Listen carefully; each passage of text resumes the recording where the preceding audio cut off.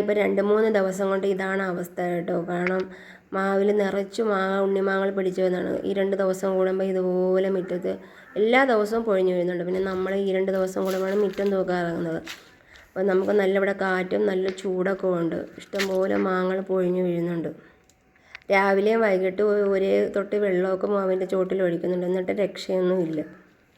നിങ്ങളെയൊക്കെ അവിടെ എങ്ങനെയാണ്? ഇതുപോലെയാണ് അവസ്ഥ. അല്ലാണ്ട് ഒറ്റ മാങ്ങ പോലും ഇല്ല മാവിൻ്റെ. ഈ ഇപ്പുറത്തോട്ടൊരു കൊമ്പിൽ കുറച്ച് മാങ്ങകൾ നിൽപ്പുണ്ട്.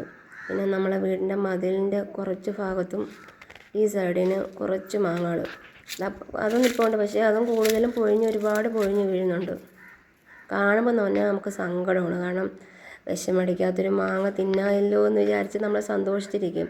ഒരുപാട് പൂത്ത് വന്ന മാങ്ങ കേട്ടോ. കുറച്ച് ഉണ്ണിമാങ്ങകൾ ഇതുപോലെ നിൽപ്പുണ്ട്. അതും കിട്ടുമെന്നൊന്നും ഒരു പ്രതീക്ഷയൊന്നും ഇല്ല. പിന്നെ ഇതുപോലെ പൂത്ത് വന്ന മാങ്ങ കേട്ടോ. എന്ത് ചെയ്യാം?